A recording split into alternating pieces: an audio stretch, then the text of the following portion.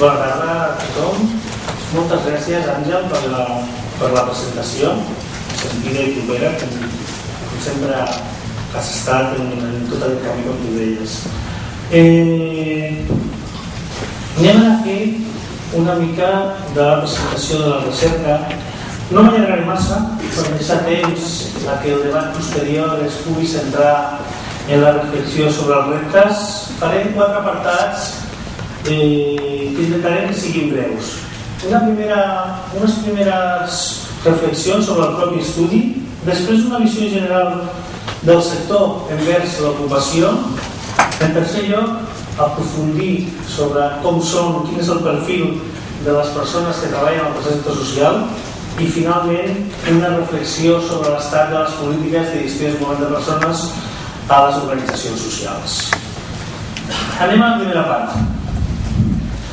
Hi ha estudis de diferents...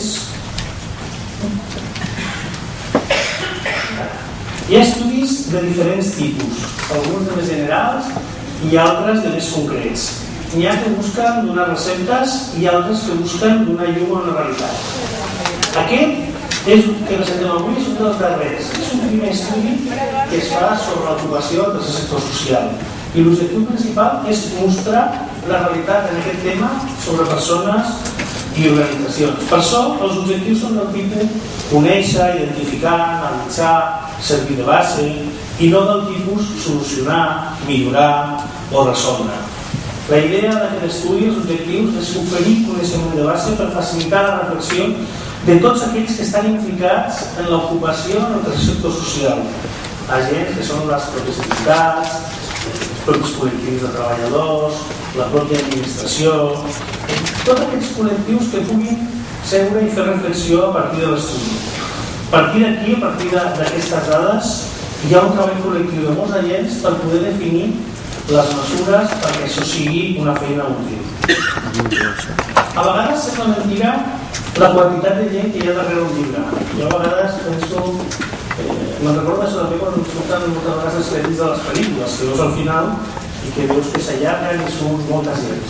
Teniu un llibre a les mans, que són Rosetes planes, i això no és una novel·la d'un escriptor que ha afrontat una fulla en blanc, sinó que, com ha explicat l'Àngel, és un treball coral que s'ha fet possible gràcies a molta gent.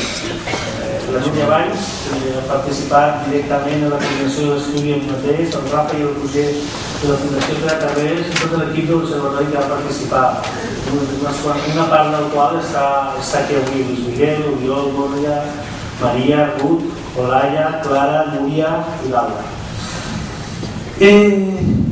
Aquest llibre estan esforços, hores, dedicació i especialment, a part d'aquestes persones que l'han fet possible, totes les entitats que van contestar, que van dedicar temps, que van dedicar hores a recollir dades, a facilitar-les, a omplir qüestionaris, perquè sense elles l'estudi no existiria, però sobretot, i més important, no tindria sentit. L'Àngel ja ha fet una mica els agraïments dels finançadors que l'han fet possible i només comentar que l'estudi s'ha elaborat en el marc del pla de suport del tercer sector social, que aglutina tota una sèrie de mesures que segurament després en la taula de reflexió es parlarà. L'esforç és tan important per arribar a la pròpia realització.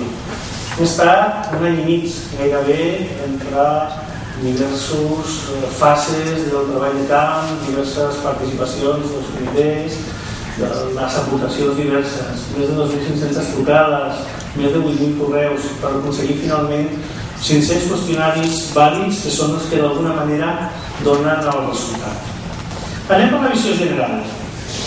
Una primera dada és que gairebé s'ha doblat el nombre de treballadors en el tercer sector social en els darrers 6 anys. En el temps que passa des que es va fer el llibre blanc i aquí hi havia una enquesta panoràmica, al moment en què s'ha fet aquest estudi d'ocupació coincident també en l'anuari, s'ha doblat. Això és un creixement de gairebé el 100%. Això s'ha convertit també en un sector socialment rellevant a efectes de l'ocupació, gairebé un 3% de la força de treball de Catalunya. De fet, són uns números tan destacables com de molts sectors que veiem habitualment a les notícies. i que són rellevants i que es tenen molt en compte a l'hora de polítiques i a l'hora de temes. La diferència principal moltes vegades està en la dimensió de les organitzacions i la concentració de treball de treballadors en una quantitat determinada d'organitzacions. Però no anticipem dades, això ho comentarem després. En qualsevol cas, s'ha d'assumir i tenir en compte que gestionar un increment del 100% en un sector tan específic i amb les característiques que té el nostre no és gens fàcil. Les estructures de les organitzacions són les que són i estem parlant del Vilar. Ha crescut el nombre d'entitats, però sobretot les entitats han crescut el nombre de treballadors, el nombre de persones en dimensió, de beneficiaris, de voluntariat, i per tant gestionar tot això és un esforç que no és fàcil. Bé, no us ho explico gaire perquè vosaltres ho heu viscut en primera persona. A més, com hem dit, portem 6 anys de creixement, el que s'ha doblat. I tot i estar en un període de crisi, les entitats del sector social continuen preveient un increment en l'ocupació. El 70% de les entitats han comentat en l'enquesta que en els propers 5 anys lleugerament aumentarà considerablement, és a dir, preveien que augmentarà els seus equips. Això vol dir que després d'un període de creixement a vegades ve ganes de dir, bueno, consolidem tal, no, continuem en creixement i hem d'afrontar els reptes que després es comentaran a la taula i els reptes de consolidació, estructuració d'entitats, etc., en marxa. No es pot parar, això està continuant. I a més, la diferència social que comentava l'Àngel, en un moment en el que altres àmbits de l'economia estan destruint ocupació, continua sent un sector que crea ocupació i que està en marxa. Els perfils més demandats seran els perfils de caire tècnic, hi haurà una gran preponderància. De fet, s'ha de tenir en compte que la consolidació del tercer sector social i la creixent incorporació de persones remunerades al propi tercer sector social permet avui dia desenvolupar una carrera professional a partir d'aquest compromís amb la societat, en el marc d'entitats no lucratives. Això, en el passat, només ho podia fer qui tenia la vida solucionada, rentistes i nobles, si anem a buscar dècades endarrere. Avui dia, a partir del compromís de les ganes, hi ha possibilitat de desenvolupar una carrera professional. Hi ha un mercat d'ocupació, hi ha entitats en dimensió, hi ha possibilitat de desenvolupar-se. És un canvi i aquest procés és una veritable democratització que permet a moltes persones desenvolupar el que estem dient, participar en aquest sector al temps que estan desenvolupant una activitat i una carrera professional. Això és un canvi molt important i alguns de vosaltres en algunes enquestes i entrevistes, quan tiren la mirada endarrere i veien com estava el sector fa 15 anys, fa 10 anys, fa una vintena d'anys, te n'adones del que ha canviat, del grau de teixit, de l'estructuració i de la capacitat que hi ha. Anem a la segona part. Com són les persones que treballen en aquest tercer sector social? És un sector feminitzat. És una dada, posar números a una dada que és una evidència, crec que tots estàvem d'acord en això. Gairebé 3/4 de les persones que treballen al sector són dones. No obstant, la presència de dones en el càrrec de direcció i coordinació ho estan fent només un 5% del total de dones que treballen, mentre que ho fa un 8% dels homes. Diguem-ne que, tot i que són dades molt superiors, molt millors a les que apareixen en altres sectors de l'economia, hem de continuar treballant per aconseguir un percentatge de dones directives similar al d'homes directius que hi ha en el sector. A més, és un sector en què una de les característiques és la proporció de persones joves. Més de la meitat de les persones que estan treballant tenen més de 35 anys. Té una explicació lògica, l'he dit abans, que el fort creixement de l'ocupació de persones contractades en els darrers anys, que per tant ha incorporat determinats perfils. Però mirant alguna dada que anticipo que veurem posteriorment, es veu que a més el tercer sector social està actuant com una porta d'entrada al mercat laboral. Això en si mateix no és dolent si és capaç de capitalitzar aquest esforç de formació posteriorment. Però les dades de permanència ens indiquen que és un repte que no està assolit del tot plenament. Ara ho mirarem una mica més de calma, però és una dada a tenir en compte, especialment si es té en compte que en gran mesura es tracta d'entitats petites i poc sistematitzades, amb la qual cosa, si a sobre els equips són joves i en primera feina ens dona una visió d'una dificultat que hi ha a l'hora de tirar endavant. Hauré de prestar especial atenció a l'anàlisi d'aquestes dades. El percentatge en la característica més rellevant és el percentatge de persones treballadores en estudis superiors, prop d'un 40%, que és superior al que és habitual en el sector serveis.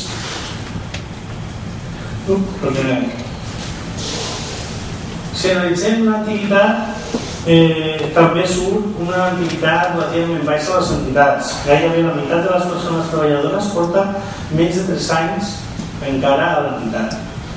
Tornem a dir, és lògic, no cal espantar-se, explicava fa poca estona que el sector ha estat contractant molt fort en els darrers 6 anys fins a doblar les persones. Per tant, és lògic que hi hagi una gran bossa de persones que s'ha incorporat recentment a les entitats.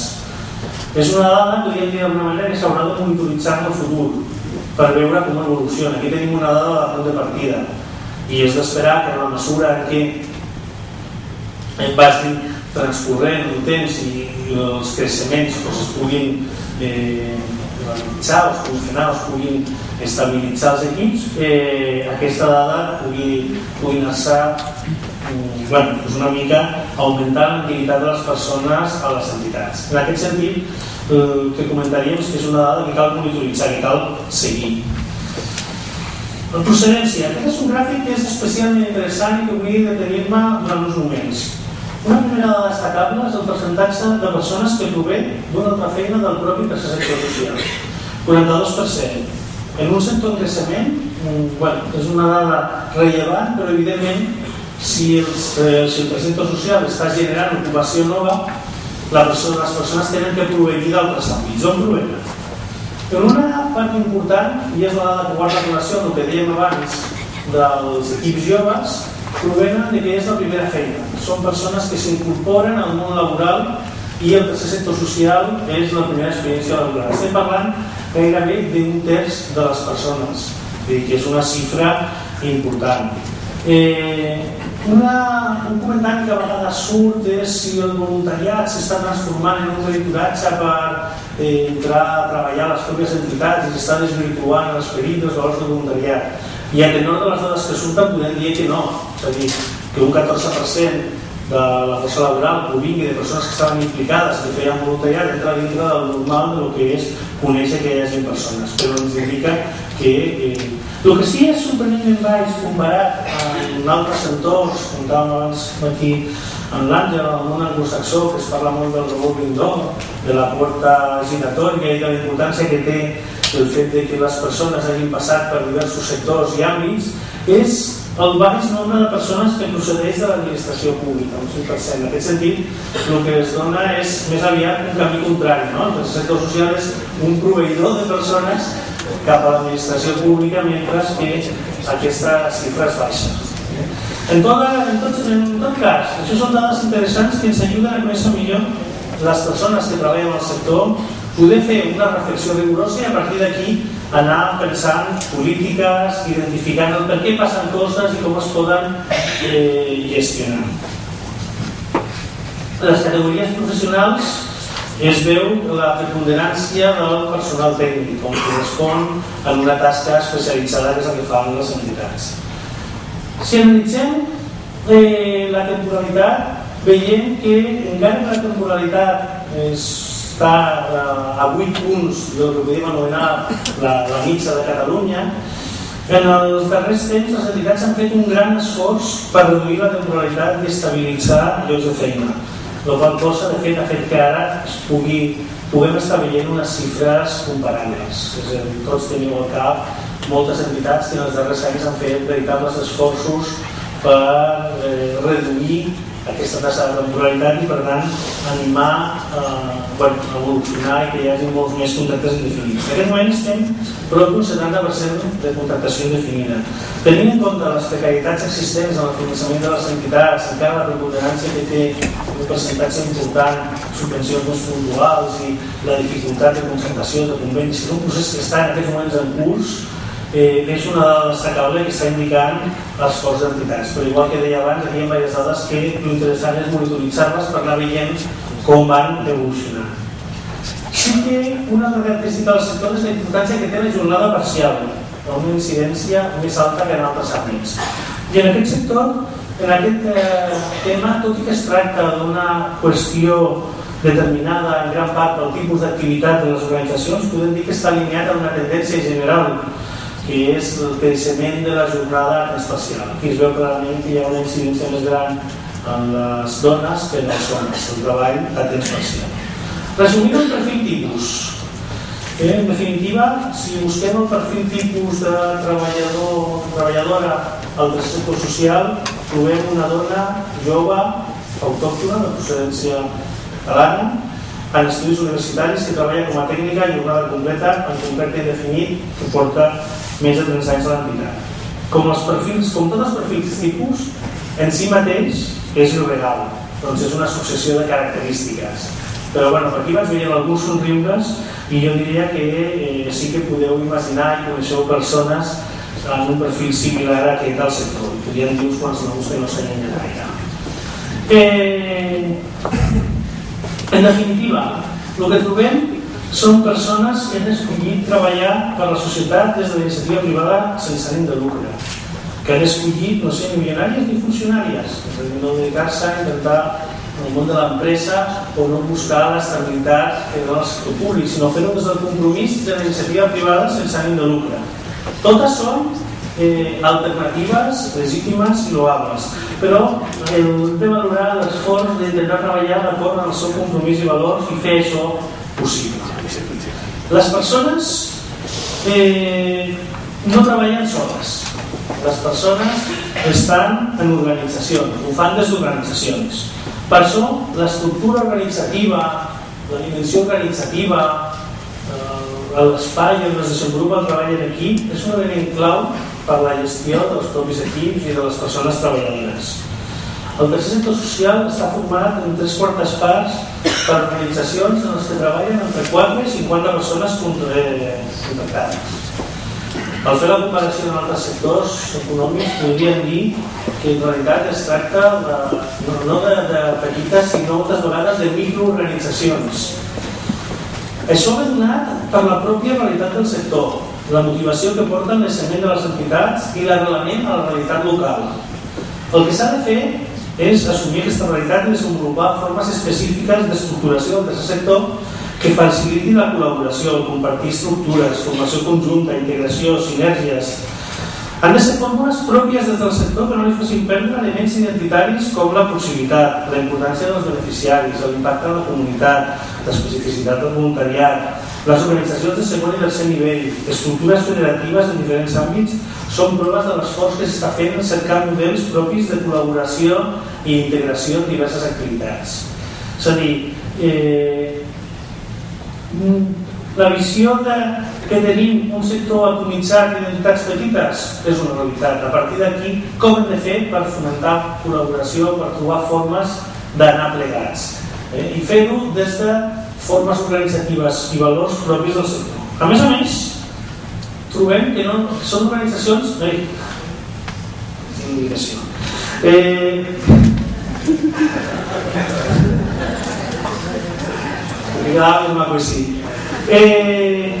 una tercera part tenen menys de 15 anys.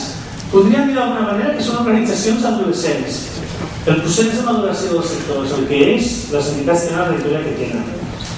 No sempre ens hem d'estar comparant altres sectors, altres àmbits amb diferents històries, diferents trajectòria i diferent evolució. No sé vosaltres, però els darrers temps jo m'he fet un fart en activitats de celebració del 20 aniversari, del 25 aniversari, no us sona? Heu anat a algunes d'aquestes celebracions? No us ha passat? I això succeeix en organitzacions que moltes vegades són de referència. Per tant, s'està indicant per on va gran part del lideratge, gran part de l'antiguitat del sector en aquests moments. Un altre aspecte que s'ha de tenir en compte és la diversitat i transversalitat de les activitats que es fan a les organitzacions. Per això, quan parlem de tercer sector social, ens estem referint a unes estructures organitzatives amb característiques pròpies i específiques, com pot ser en altres àmbits l'empresa o l'administració pública, i no a un tipus d'activitat determinada. L'activitat és variada. En aquest sentit, aquestes característiques pròpies determinen elements que justifiquen un model de relacions laborals que tingui elements diferenciats dels altres. Diferenciat de l'empresa, que està basat en una negociació del que va a la butxaca del treballador, que va a la butxaca de l'empresari, del propietari. Diferenciat de l'administració pública, basat en la gestió pressupostària a partir d'assumir unes necessitats socials. En el tercer sector influeixen altres factors, moltes vegades difícils de tangibilitzar, difícils de visibilitzar, difícils d'apropar, com és el grau de compromís amb la missió, l'absència de propietat en l'organització, la presència del voluntariat, la manca d'un pressupost assignat directament per les entitats, el que fa que les relacions laborals s'hagin de construir col·lectivament amb bases pròpies, lògicament respectuoses a la legislació laboral de qualsevol altra organització, però recollint aquests elements identitaris i transversals del tercer sector social, igual que tenen altres àmbits i que han anat evolucionant al llarg dels anys, al llarg de la història, per desenvolupar models laborals propis i específics. En la part de polítiques, em permeteu aquesta petita reivindicació envers el nombre d'aquest àmbit. No parlem de recursos. Els recursos es compren, es venen, es fan servir o es llencen. Bueno, reciclen, que estem al segle XXI. Les persones són quelcom diferents. Hi ha tot tipus d'organització assumit que les persones és el més important que tenim. Però el tercer sector m'atreviria a dir que estem una mica més enllà. Les organitzacions neixen, creixen, existeixen a partir del compromís, a partir de la vinculació i la implicació de persones que fan possible l'entitat des de tot tipus de vinculacions, des del voluntariat, des de l'associació, d'associar-se, des del punt de vista de relació laboral, des de l'òrgan de govern. Per això, més que parlar de departaments de recursos humans, em permetreu que intenti parlar del Departament Horari de Gestió i Desenvolupament de Persones, una terminologia que cada vegada està més estesa i que intenta recollir l'especificitat del que representen les persones al tercer sector. En aquest sentit, també des del empresarial, des del sector, cada vegada es comença a parlar més d'aquest tipus de departaments. No esperem a que ens vingui algun dia la tendència des d'altres àmbits i des d'altres sectors per incorporar-los, no? És a dir, les persones són quelcom més, quelcom més. Si hi ha organitzacions és perquè hi ha persones implicades. Aproximadament 6 de cada 10 entitats tenen una àrea específica de gestió i desenvolupament de persones. En la resta normalment és una activitat que es porta directament des de la direcció o coordinació de l'entitat. I es tracta en general de departaments molt petits, en els que treballa habitualment d'1 a 3 persones. Lògic, hem vist abans una dimensió d'entitats, hem vist abans una trajectòria del sector, per tant, aquesta és una àrea en la que les polítiques s'han d'anar creant, s'han d'anar incorporant i s'ha d'anar conscienciant de que és necessària la gestió en aquest àmbit. A l'hora de plantejar la gestió, per analitzar una mica les polítiques de gestió, partiré del cicle de gestió de les persones a l'organització. És un model, si voleu, teòric, que després s'ha d'adaptar a les peculiaritats de cada organització, perquè d'alguna manera defineix moments vinculats a la definició de la posició, a la selecció fins a que es dona la incorporació, el desenvolupament en la vida de l'organització i el reconeixement, tant el formal, laboral, salarial com els altres reconeixements, i la gestió de desvinculació. La pràctica, les àrees de gestió i desenvolupament de persones treballen en diferents graus o en diferents elements aquestes grans etapes. Podem trobar 3 tipus o 3 grans etapes, fent una simplificació una mica caricaturesca. Organitzacions que no apliquen formalment cap política, sinó que únicament segueixen algunes pràctiques del sector, la intuïció, el servei general, i més o menys van fent. Encara no han incorporat polítiques concretes en cada un dels àmbits. Després trobem organitzacions que ja tenen desenvolupades algunes de les polítiques del cicle, com pot ser la formació, la selecció, l'escala salarial o la participació, però encara no hi ha la visió global. Van partint de necessitats concretes, van partint de situacions concretes, li van donant resposta en funció de la complexitat i en funció de les que es troben, i van desenvolupant algunes polítiques. I finalment organitzacions que desenvolupen d'una manera més o menys equilibrada les diferents polítiques del cicle. Per tant, ja comencen a tenir una certa maduresa en la gestió de la vida. Us confiaré, l'altre dia estaven xerrant amb companys que estan en aquestes responsabilitats en algunes organitzacions i confiaven o d'alguna manera sorgia a partir d'experiències en diverses organitzacions una característica clau per desenvolupar aquest tipus de polítiques en l'organització.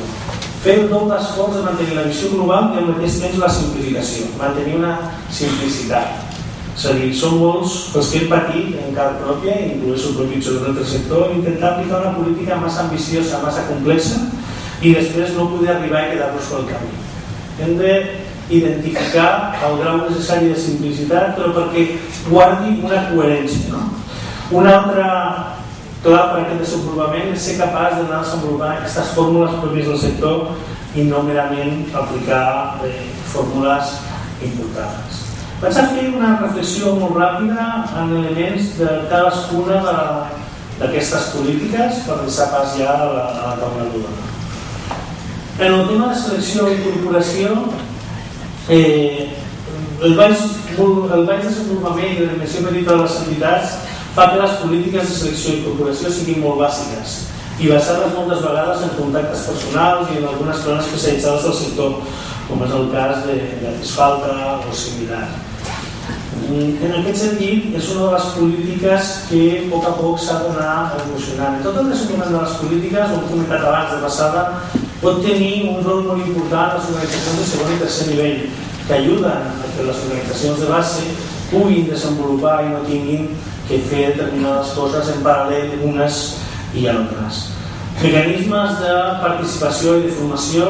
La formació és un tema arrelat al sector.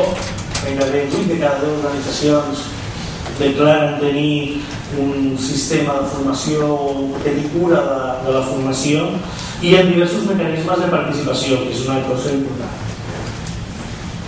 L'escala salarial, el reconeixement formal, és un dels elements en el que es pot veure algunes peculiaritats del sector. Aquí teniu el resultat de la taula de l'estudi en el que apareix la moda, és a dir, la resposta més freqüent de cadascuna per una sèrie de franges.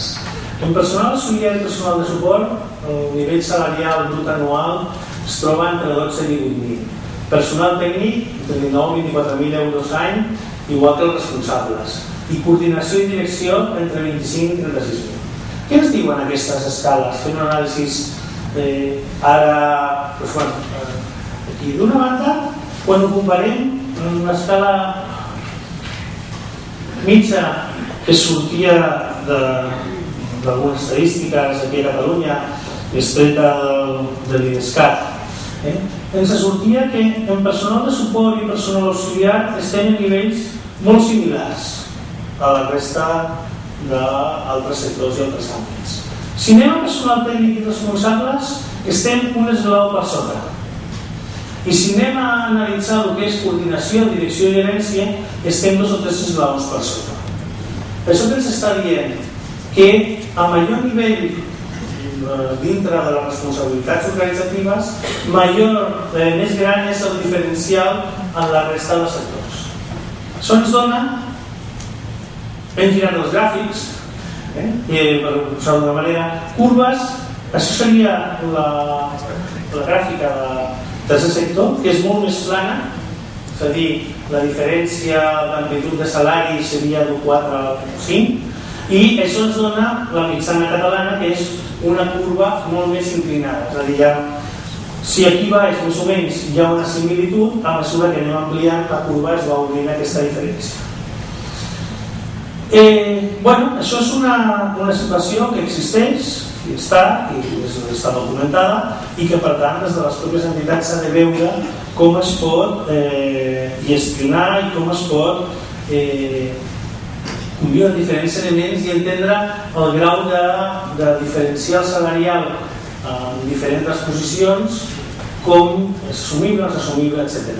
Veient aquestes escales salarials es podria pensar que, ostres, el sector en aquest moment té una situació d'insatisfacció global i general. Tot i que l'estudi aquest no era un estudi de satisfacció, les entitats estan sortint endavant, les entitats estan tirant, hi ha un compromís de les persones que ho fa possible, tot i que és un tema que s'ha d'afrontar. Quina és la curva o l'escala salarial més propera del sector? Analitzant diverses curves d'entitats, el que ens sortia aquí ens dona una de les característiques del sector, seria que la curva de l'escala és molt plana, el que indica una relació d'1 a 4, 1 a 5 entre salari més baix i salari més alt. Perquè feu una comparació, si anem a l'àmbit de l'administració pública, l'escala de la curva entre salari més baix i salari més alt aproximadament és 1 a 8, i si anem a petita empresa aquí en l'àmbit català estem parlant d'una curva de 1 a 15, i si anem ja a l'àmbit multinacional, en algunes multinacionals poden trobar escales d'1 a 700, d'1 a 600, etc. Bueno, en definitiva, això també respon a una concepció del que parlàvem abans, del compromís organitzatiu, dels valors. El que s'haurà de trobar és un equilibri entre quin és el grau de curva desitjable i d'evolució salarial que permeti desenvolupar aquella carrera professional digna que dèiem a les persones que estan al sector i la pròpia sostenibilitat, l'adequació, etc. Queda aquí, el nostre tractat de fer una presentació breu. En el llibre trobareu moltes més estadístiques, molt més gràfics i molts més elements a treballar. Sortia de polítiques de desvinculació i volia acabar en una doble, és a dir, és cert que queden moltes coses a treballar, és cert que queden moltes coses a millorar, hem vist que ens queden moltes polítiques i gestió de persones per desenvolupar, però hem de ser capaços de capitalitzar i de donar importància a tot el camí que s'ha fet en aquest període, en gran part gràcies al creixement del sector, gràcies a la importància que tenen els serveis a les persones, però aquest camí s'ha fet. Aquest matí estava parlant amb el directiu d'una entitat que veig aquí sentat a la sala i que m'explicava el trasbals familiar que va suposar quan fa una quinzena d'anys va dir en la seva casa, a la seva família, que havia estudiat químiques, que entrava a treballar en una entitat del sector. Vas a trabajar en una ONG, ostras, no sé què. Avui dia, aquesta persona ha fet una carrera professional en l'àmbit, té una posició de direcció, està consolidada i hi ha un apreci social a aquesta posició. Ha pogut fer aquesta evolució, ha pogut fer aquesta carrera perquè tot el propi sector ha anat evolucionant i està fent. Estic segur que molts us identifiqueu en això i en el moment que fa anys vau dir familiarment o en el vostre entorn us dedicaríeu a aquest sector, vau veure cares rares. Avui dia podem, jo crec, dir que hem fet una gran evolució i trobem organitzacions que tenen impacte a la societat, organitzacions que aporten valor, organitzacions cada vegada més estructurades. Queda camí per recórrer i per millorar en aquest àmbit? Moltíssim. A l'estudi d'avui el que intenta és oferir unes primeres dades. Tenim un punt de partida, tenim algunes estadístiques que quan les tornem a mirar d'aquí 3 o 5 anys podrem veure si hem estat capaços d'evolucionar, si hem estat capaços de millorar, si hem estat capaços d'incorporar determinades polítiques de gestió de les persones, si hem estat capaços de gestionar la comunicació del sector i trobar vies de col·laboració, si les entitats en un tercer nivell han estat fortes i han estat capaços de llevar endavant. Jo crec que sí, confio. Crec que el sector com una força de transformació social i crec que en aquest àmbit hem millorat molt i encara queda molt per fer, però ho farem. Res més, us deixo a la taula rodona. Espero haver-vos alguna cosa més.